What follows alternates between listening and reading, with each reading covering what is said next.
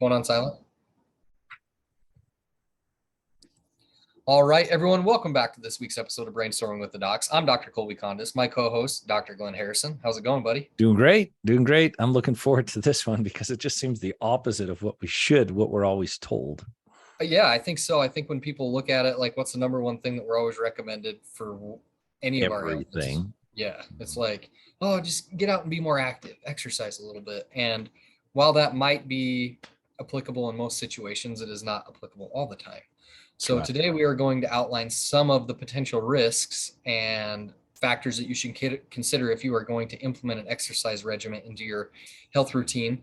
If this is your first time watching or listening to the podcast, please hit like and subscribe and turn on notifications because we're going to continue to roll out new products new topics like this each and every day, each and every week. Each and every day. Products every day. Products every day. We're just a product of our environment, right? So again, hit like and subscribe and we'll keep rolling this stuff out and hopefully you guys get some value out of this. So let's talk exercise. What are some potential risks, consequences, and maybe contraindications to beginning or implementing an exercise regimen in regards to our health? Well, as you know, as we were talking about this, putting this together, we're told just exercise more. You got to get exercise, and we do, or we try. Or we feel guilty that we can't do it. I have had so many people say, Dr. Harrison, I'm trying to lose weight or whatever. I'm told just get more exercise, but I just can't do it. Well, I'm the first, maybe one of the first people to tell them, no, this is the last thing you should be doing at this point in time. Yes. Because if you're not ready for it, you're just going to make everything worse. So two major causes, I guess, we'll just kind of get down to it. Two major causes why I believe that exercise is a problem. One, if we're chronically exhausted already, like as I kind of just mentioned, if we're chronically exhausted already, and by definition, what does chronic exhaustion mean? I guess we'll try to put some criteria to it. Someone that needs daily naps. Someone that if they're doing any kind of physical activity, they don't recover after that activity. It could be something minor. It could be something, maybe a little bit of yard work. Then the next day they're recovering from that. It doesn't have to be a significant physical activity. Waking up and never feeling rested. But then maybe on the weekends they start to recover. This is a common question I get when I ask with patients when they're saying how fatigued they are just today. And maybe you did the same thing. It's like, okay, so tell me about your fatigue. What does it look like? Do you need naps? Does someone need naps? Does someone still feel tired in the morning when they wake up? And then do they start to recover a little bit on the weekend just to go back into Monday under their regular requirements and then they plummet again? So I think that'd be a criteria of someone that is chronically exhausted or a chronic fatigue. And if you have any of those, exercise is not right for you. You're just barely getting through your operations of the day. And when I say operations, I just mean breathing and heart rate and maintaining metabolic requirements to keep your human alive, because there's only so much energy currency going around. I think that's one thing. And this is a problem. If someone was to pursue exercise in any of these scenarios, it can be addictive actually, the exercise, because they get a temporary surge. And I know you've seen it in your clients. They're like, well, doc, when I do it, I'm tired, but exercise helps. And so I'm like, okay, entertain me. Well, exercise helps. I start to feel some improvement and it feels good. And then I ask, what do you feel like after the exercise? I'm done. I am finished. I'm wiped for the day. Like at least a day, sometimes two. Yeah. And then I know, well, it was a temporary, adrenaline surge that you pushed in it. And all that does is prolong the fatigue. It's just going to make it worse. So it might feel good. You might think it's good. And I guess from an emotional standpoint, it does, right? Wow. We actually feel like a human for a short period of time. We actually feel capable.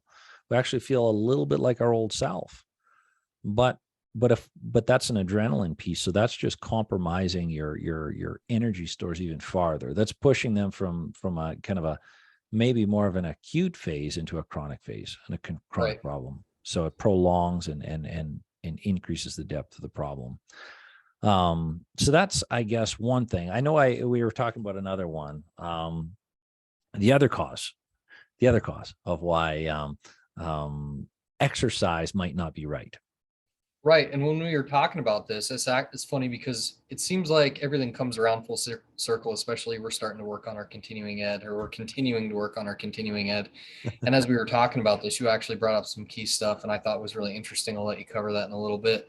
But the second thing that we really wanted to cover in this is like, if you have a chronic pain syndrome, right? If you have, if you've been diagnosed with fibromyalgia or complex regional pain syndrome or something like that, you really need to be cautious if you're going to begin an exercise regimen, because like excess physical activity can actually worsen those type of symptoms. And that can be from a metabolic standpoint, or like inflammatory byproducts of exercise. It can be that you're actually plasticizing and strengthening pain responses. And when I talk about plasticity, there's positive and negative plasticity. And what plasticity means is, like, if you fire a pathway long enough and strong enough, your brain becomes very efficient at firing that specific response. So you look at even elite athletes, you're like, boy, how do they do that? They can do it with their eyes closed. Well, I've done it so many times that pathway is plastic and they don't have to think about it. It almost becomes automatic. Now, if you were going to fire a pain response over and over and over again, and it's really strong, really fast, really rapid, and for a long period, your brain is going to plasticize that response. So it's going to be more efficient, more easily accessible, and it's going to achieve the same result with a less intense stimulus. A good example of this is actually like phantom limb pain. So when people have like a crush injury or something like that, they chronically fire pain and say an extremity, and then they can't save the limb and they end up amputating it or something. But then that patient is still aware of the pain that's going on in that limb, even though it's no longer there. And that's actually a consequence of negative neuroplasticity. So when you're looking at implementing and starting a new exercise regimen, and you have something like fibromyalgia or something like, complex regional pain syndrome or reflex sympathetic dystrophy or something like that, then you need to be really, really cautious on starting that, because you don't want to have negative neuroplasticity. And you also don't want to have a bunch of those negative inflammatory byproducts of the exercise also. So briefly, when you talk about negative neuroplasticity, you're talking about kind of like increasing the conductivity, increasing the plasticity. We use the word plasticity. I was just trying to use other terminology for it, but increasing or promoting the pathway of pain. Yes. So the more you go into pain, it takes less stimulus to have the same pain. Same pain response. Exactly. I kind of like to use the analogy of, say you're trying to get somewhere and the main road is under construction, right? So you take the back road. Well, then all of a sudden you tell all your buddies, like, hey, I got to this place and I took the back road, and he starts taking it and he tells all his friends and he tells all his friends. And then all of a sudden this 2-track turns into a dirt road, and then more traffic's on it. So then they pave it, and then more traffic's on it. Then they make it into a highway, right? So it is able to facilitate more traffic because it is bigger and it's stronger and it's wider. It's the same thing with your neurons, or these, we won't even say neurons, we'll just say pathways. Okay. Yeah. So the more frequently you use it, the more efficient it becomes. So, that's right. So less stimulus, same result.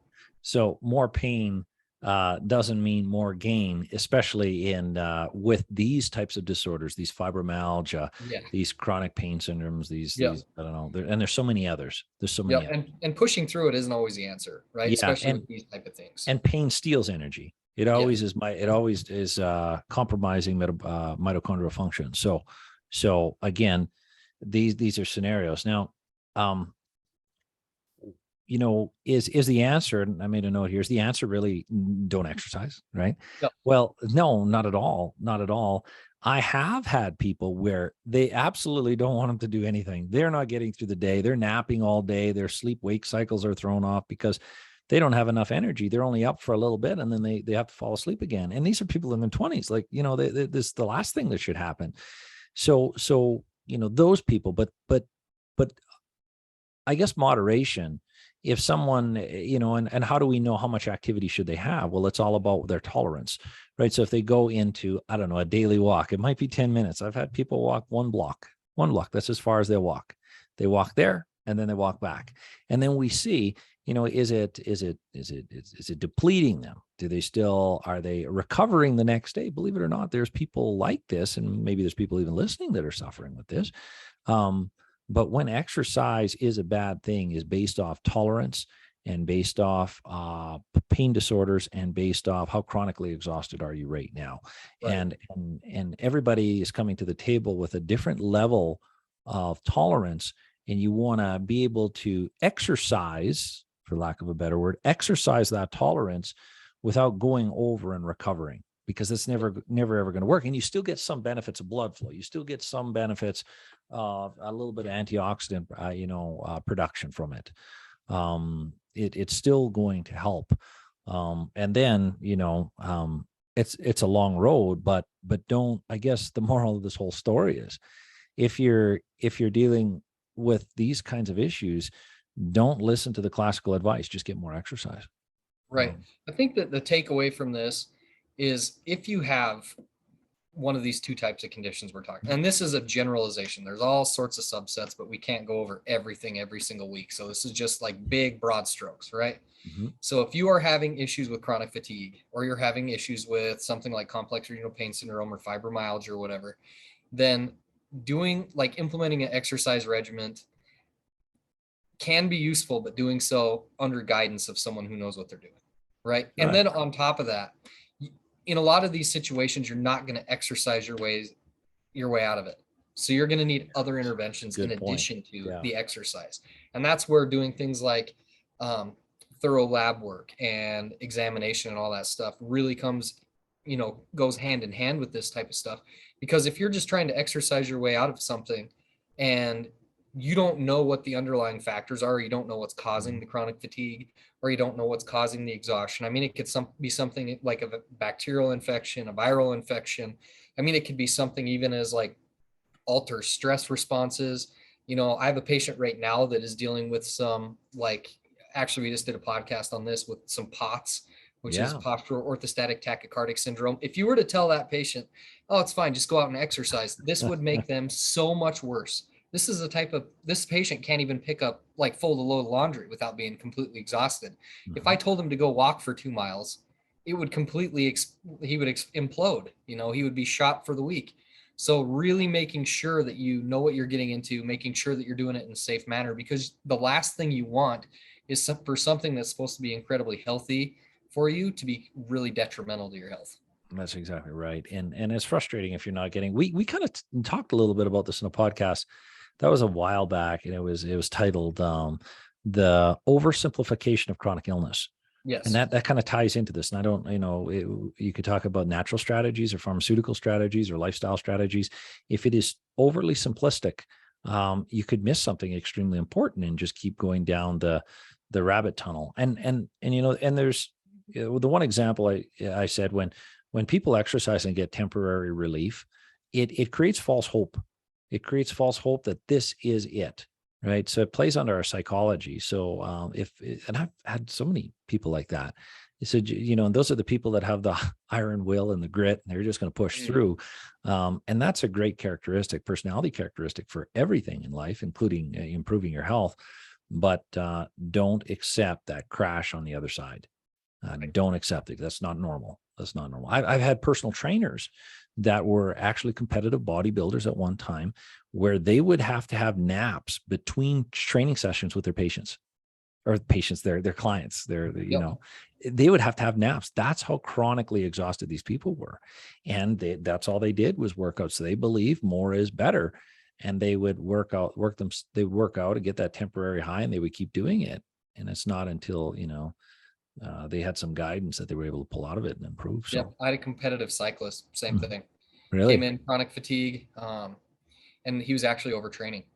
Yeah. So that's something that's very real as well. So, So I guess that's about it for this one. I think that if you guys have any questions, you guys can always contact us. We have an email associated with the podcast. It's info@brainstormingwiththedocs.com. You can find a lot of information on our websites, especially Dr. Glenn has got an amazing website. His is drgharrison.com. Mine is northlakescheropractic.com. And again, stay tuned and let us know if there's anything you'd like us to cover, because we're more than happy to look into it at least. And if it's something that we can break down and make easily digested, then we'll look at doing so. But That's right. until next time, my man, stay Right. tuned because it's coming. Sounds good. We'll talk next time. All right, Bye-bye. buddy.